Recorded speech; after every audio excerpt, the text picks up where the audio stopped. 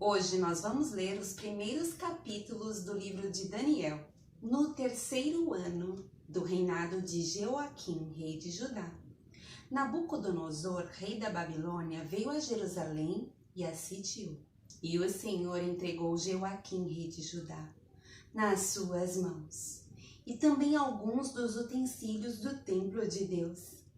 Ele levou os utensílios para o templo do seu Deus, na terra de Sinear, e os colocou na casa do tesouro do seu Deus. Depois, o rei ordenou a Aspenaz, o chefe dos oficiais da sua corte, que trouxesse alguns dos israelitas, da família real e da nobreza, jovens sem defeito físico e de boa aparência, cultos, inteligentes, que dominassem os vários campos do conhecimento e fossem capacitados para servir no palácio do rei. Ele deveria ensinar-lhes a língua e a literatura dos babilônios. De sua própria mesa, o rei designou-lhes uma porção diária de comida e de vinho. Eles receberiam um treinamento durante 3 anos e depois disso passariam a servir o rei. Entre esses estavam alguns que vieram de Judá: Daniel, Ananias, Misael e Azarias. O chefe dos oficiais deu-lhes novos nomes. A Daniel deu o nome de Beltesazar, a Ananias, Sadraque, a Misael, Mesaque e a Azarias, Abed-nego. Daniel, contudo, decidiu não se tornar impuro com a comida e com o vinho do rei, e pediu ao chefe dos oficiais permissão para se abster deles. E Deus fez com que o homem fosse bondoso para com Daniel e tivesse simpatia por ele. Apesar disso, ele disse a Daniel: tenho medo do rei, o meu senhor, que determinou a comida e a bebida de vocês. E se ele os achar menos saudáveis que os outros jovens da mesma idade? O rei poderia pedir a minha cabeça por causa de vocês. Daniel disse então ao homem que o chefe dos oficiais tinha encarregado de cuidar dele e de Ananias, Misael e Azarias: peço-lhe que faça uma experiência com os seus servos durante 10 dias. Não nos dê nada, além de vegetais para comer e água para beber. Depois, compare a nossa aparência com a dos jovens que comem a comida do rei e trate os seus servos de acordo com o que você concluir. Ele concordou e fez a experiência com eles durante 10 dias. Passados os 10 dias, eles pareciam mais saudáveis e mais fortes do que todos os jovens que comiam a comida da mesa do rei. Assim, o encarregado tirou a comida especial e o vinho que haviam sido designados e, em lugar disso, lhes dava vegetais.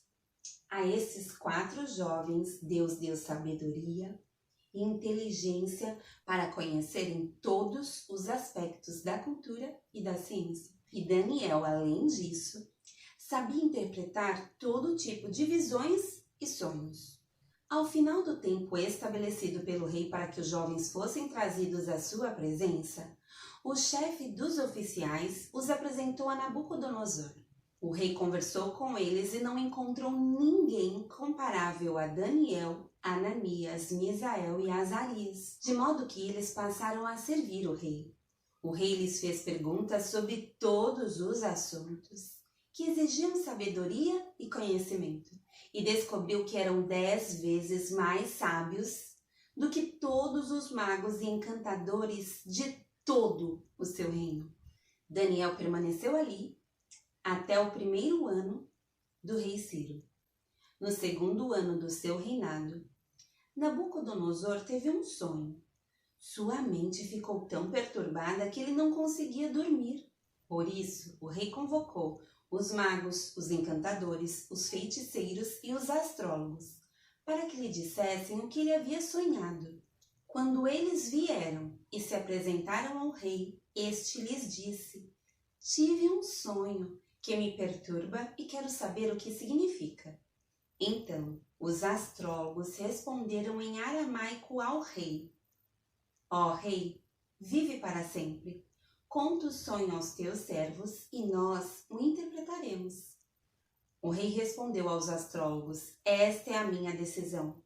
Se vocês não me disserem qual foi o meu sonho e não o interpretarem, farei que vocês sejam cortados em pedaços e que as suas casas se tornem montes de entulho. Mas se me revelarem o sonho e o interpretarem, eu lhes darei presentes, recompensas e grandes honrarias. Portanto, revelem-me o sonho e a sua interpretação. Mas eles tornaram a dizer: conte o rei o sonho a teus servos, e nós o interpretaremos.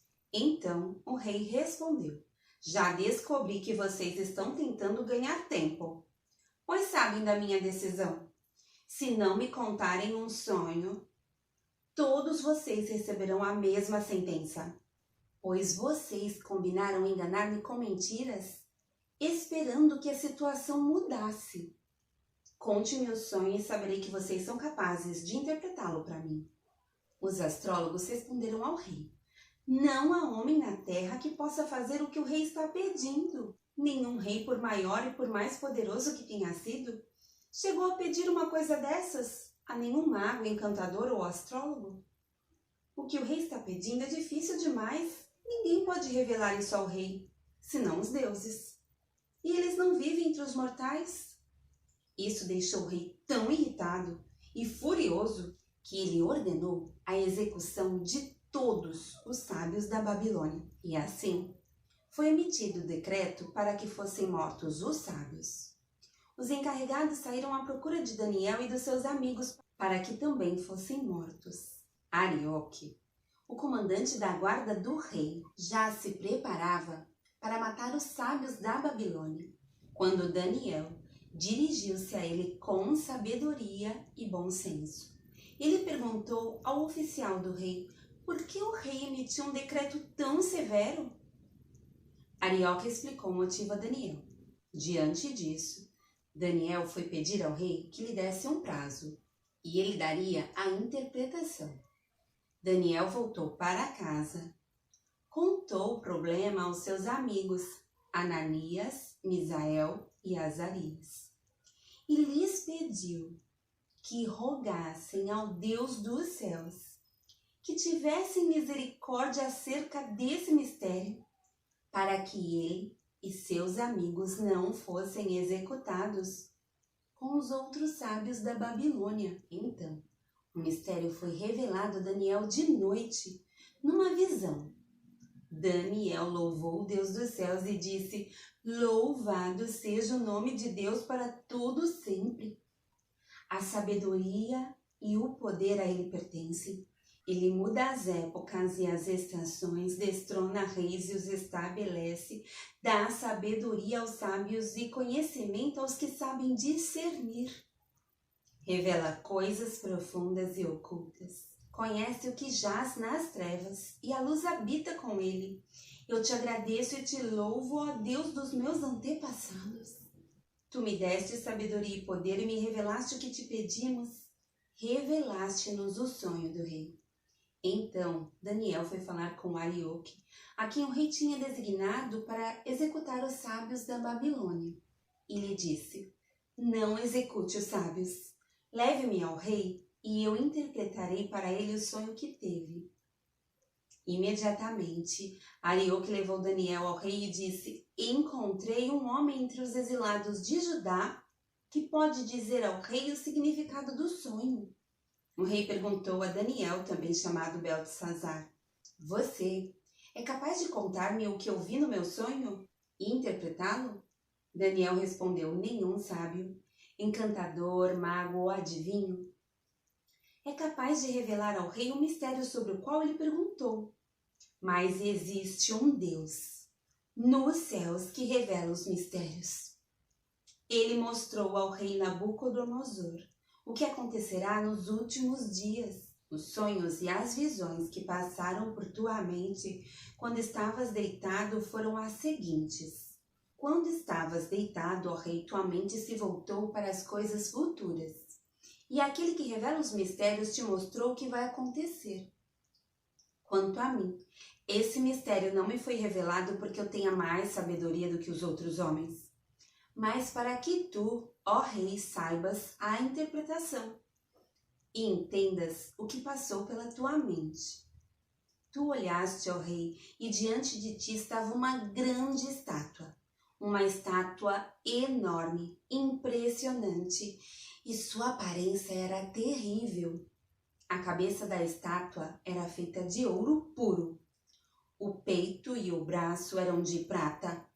O ventre e os quadris eram de bronze. As pernas eram de ferro. E os pés eram em parte de ferro e em parte de barro. Enquanto estavas observando, uma pedra soltou-se sem auxílio de mãos, atingiu a estátua nos pés de ferro e de barro e os esmigalhou. Então o ferro, o barro, o bronze, a prata e o ouro foram despedaçados, viraram pó, como o pó da debulha do trigo na eira durante o verão. O vento os levou sem deixar vestígio, mas a pedra que atingiu a estátua tornou-se uma montanha e encheu a terra toda. Foi esse o sonho, e nós o interpretaremos para o rei. Tu, ó rei de reis, o Deus dos céus, concedeu-te domínio, poder, força e glória. Nas tuas mãos ele colocou a humanidade, os animais selvagens e as aves do céu. Onde quer que vivam, ele fez de ti o governante deles todos. Tu é a cabeça de ouro. Depois de ti surgirá um outro reino, inferior ao teu. Em seguida, surgirá um terceiro reino, reino de bronze, que governará toda a terra. Finalmente haverá um quarto reino, forte como o ferro, pois o ferro quebra e destrói tudo. E assim como o ferro despedaça tudo, também ele destruirá e quebrará todos os outros. Como viste, os pés e os dedos eram em parte de barro e em parte de ferro. Isso quer dizer que esse será um reino dividido. Mas ainda assim terá um pouco da força do ferro, embora tenha visto ferro misturado com barro. Assim como os dedos eram em parte de ferro e em parte de barro, também esse reino será em parte forte e em parte frágil. E como viste, o ferro estava misturado com o barro. Isso significa que se buscarão fazer alianças políticas por meio de casamentos. Mas a união decorrente dessas alianças não se firmará. Assim como o ferro não se mistura com o barro. Na época desses reis, o Deus dos céus estabelecerá um reino que jamais será destruído e que nunca será dominado por nenhum outro povo. Destruirá todos os reinos daqueles reis e os exterminará, mas esse reino durará para sempre. Esse é o significado da visão da pedra que se soltou de uma montanha, sem auxílio de mãos, pedra que esmigalhou o ferro, o bronze, o barro, a prata e o ouro. O Deus poderoso mostrou ao rei o que acontecerá no futuro. O sonho é verdadeiro e a interpretação é fiel. Então o rei Nabucodonosor caiu prostrado diante de Daniel, prestou-lhe honra e ordenou que lhe fosse apresentada uma oferta de cereal e incenso. O rei disse a Daniel: não há dúvida de que o seu Deus é o Deus dos deuses, o Senhor dos reis e aquele que revela os mistérios, pois você conseguiu revelar esse mistério. Assim, o rei colocou Daniel num alto cargo e o cobriu de presentes. Ele o designou governante de toda a província da Babilônia e o encarregou de todos os sábios da província. Além disso, a pedido de Daniel, o rei nomeou Sadraque, Mesaque e Abdinego administradores da província da Babilônia, enquanto o próprio Daniel permanecia na corte do rei. O rei Nabucodonosor fez uma imagem de ouro de 27 metros de altura e 2 metros e 70 centímetros de largura, e a ergueu na planície de Dura. na província da Babilônia. Depois convocou os sátrapas, os prefeitos, os governadores, os conselheiros, os tesoureiros, os juízes, os magistrados e todas as autoridades provinciais para assistirem à dedicação da imagem que mandara erguer. Assim, todos eles, sátrapas, prefeitos, governadores, conselheiros, tesoureiros, juízes, magistrados e todas as autoridades provinciais se reuniram para a dedicação da imagem que o rei Nabucodonosor mandara erguer e ficaram em pé diante dela. Então, o arauto proclamou em alta voz: Esta é a ordem que lhes é dada. Ó homens de todas as nações, povos e línguas, quando ouvirem o som da trombeta, do pífaro, da cítara, da harpa, do saltério, da flauta dupla e de toda espécie de música, prostrem-se em terra e adorem a imagem de ouro que o rei Nabucodonosor ergueu. Quem não se prostrar em terra e não adorá-la, será imediatamente atirado numa fornalha em chamas. Por isso, logo que ouviram o som da trombeta, do pífaro, da cítara, da harpa, do saltério e de toda espécie de música, os homens de todas as nações, povos e línguas prostraram-se em terra e adoraram a imagem de ouro que o rei Nabucodonosor mandara erguer. Nesse momento, alguns astrólogos se aproximaram e denunciaram os judeus, dizendo ao rei Nabucodonosor: Ó rei, vive para sempre. Tu emitiste um decreto, ó rei, ordenando que todo aquele que ouvisse o som da trombeta, do pífaro, da cítara, da harpa, do saltério, da flauta dupla e de toda espécie de música se prostrasse em terra e adorasse a imagem de ouro, e que todo aquele que não se prostrasse em terra e não a adorasse seria tirado numa fornalha em chamas. Mas há alguns judeus que nomeaste para administrar a província da Babilônia, Sadraque, Mesaque e Abdinego, que não te dão ouvidos, ó rei. Não prestam culto aos teus deuses, nem adoram a imagem de ouro que mandaste erguer. Furioso, Nabucodonosor mandou chamar Sadraque, Mesaque e Abdinego.